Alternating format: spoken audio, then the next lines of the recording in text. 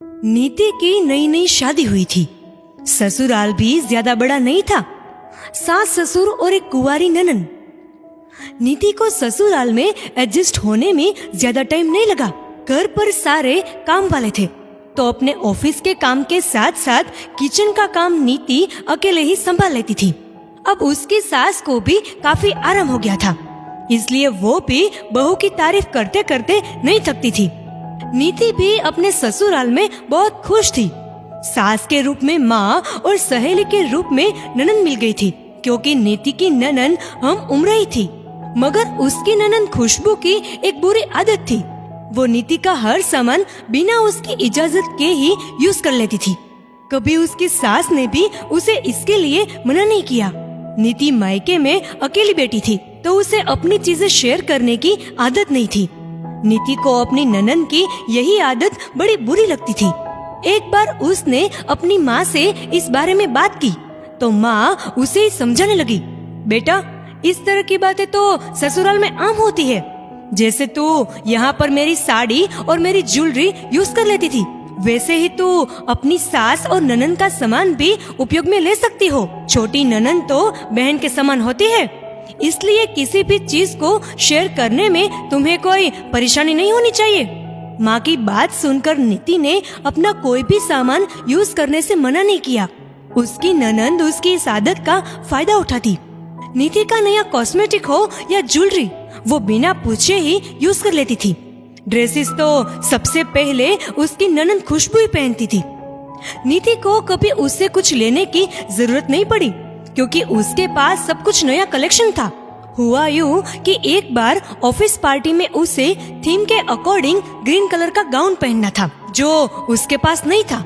वो परेशान होकर अपने पति जतिन से बोली, जतिन मुझे ऑफिस पार्टी के लिए ग्रीन कलर का गाउन लेना है। ऑनलाइन ऑर्डर करने का टाइम नहीं है। क्या तुम आज मेरे साथ मार्केट चलोगे? मुझे यहाँ के मार्केट का कोई आइडिया नहीं है। जतिन बोला, अरे यार वैसे ही ऑफिस का इतना सारा काम है।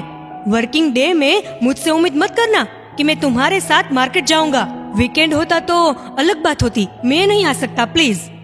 नीति सोच रही थी कि वो क्या करे, तभी उससे ध्यान आया कि खुशबू ने अभी अभी 2 दिन पहले ही ऑनलाइन एक ग्रीन कलर का ड्रेस ऑर्डर किया था, क्योंकि खुशबू और उसकी सास दोनों नीति के सास के मायके में गई थी।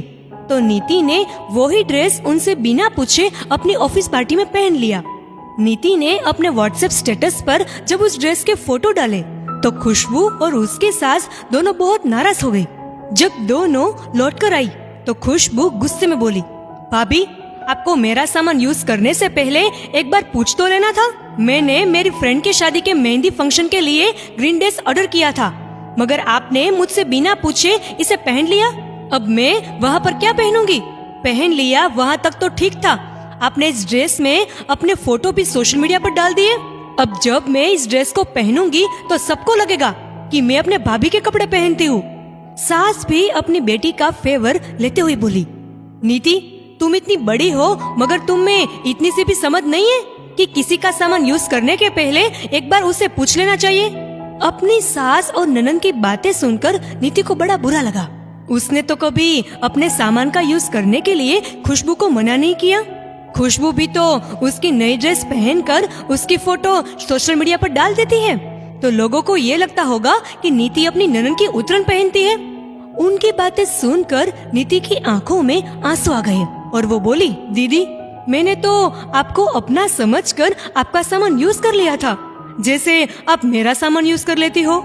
मगर यदि आपको बुरा लगा है तो मैं आपके लिए नया ड्रेस ले आऊंगी। नीति का जवाब सुनकर सास गुस्से में बोली, नीति तुम अपनी बराबरी मेरी बेटी से करती हो। मेरी बेटी को किसी चीज की कोई कमी नहीं है, तुम क्या उसे नई ड्रेस दिलाओगे? मैं खुद उसकी पार्टी के लिए उसे नई ड्रेस दिलाऊंगी। आज तक उसने कभी किसी के पहने हुए कपड़े नहीं पहने, मैं उसे तुम्हारी उतरन पहनने नहीं दूंगी। जतिन उन तीनों की बातें सुन रहा था। अब बीच में बोला, माँ मुझे पता नहीं था कि तुम्हारी सोच इतनी छोटी है। नीति भी अपने घर में अकेली थी, उसने कभी किसी के पहने हुए कपड़े नहीं पहने, मगर खुशबू हमेशा उसकी नई ड्रेस पहन लेती थी। उसने तो कभी कोई ऑब्जेक्शन नहीं लिया, मगर आज यदि नीति ने उसका ड्रेस पहन लिया तो इतना तमाशा करने की क्या जरूरत है? सास बोली, 2 दिन में अपनी बीवी की जुबान बोलने लग गया।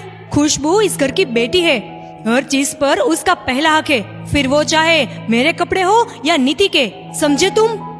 एक छोटी सी ड्रेस के पीछे अपनी भाभी से रिश्ते खराब करने वाली लड़की अपने हक की बात करेगी, ये शोभा नहीं देता। नीति के ससुर जी बीच में बोल पड़े, जैसे खुशबू इस घर की बेटी है तो नीति इस घर की बहू है। खुशबू, यदि तुम अपनी चीज शेयर नहीं कर सकती हो तो आज के बाद तुम्हें अपनी भाभी की चीज को हाथ लगाने का कोई हक नहीं है। मैं भी अपने गृह लक्ष्मी को किसी की उतरन नहीं पहनने दे सकता। नीति के ससुर जी की बात सुनकर उसकी सास और ननंद गुस्सा होकर कमरे में चली गई। नीति जतीन और अपने ससुर जी की ओर देख रही थी तो उसके ससुर जी आगे बढ़कर बोले, बेटा, मेरे लिए जैसे खुशबू है वैसे तुम।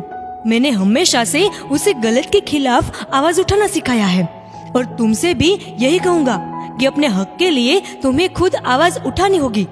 कई घरों में ननंदे अपनी भाभी का सामान आसानी से यूज कर लेती है, मगर यदि भाभी की बारी आती है तो घर में तमाशा होने लगता है। ऐसा क्यों? ये सवाल आज भी अनसुलझा है। दोस्तों, इस वीडियो को लेकर आपकी क्या राय है नीचे कमेंट करके जरूर बताइएगा। अगर आपको ये वीडियो अच्छा लगा हो तो इस वीडियो को लाइक करिएगा, शेयर करिएगा ज्यादा से ज्यादा लोगों तक, और ऐसी और भी इंस्पिरेशनल वीडियोस के लिए सब्सक्राइब करें हमारे यूट्यूब चैनल को और फेसबुक पर फॉलो करें हमारे पेज को। धन्यवाद।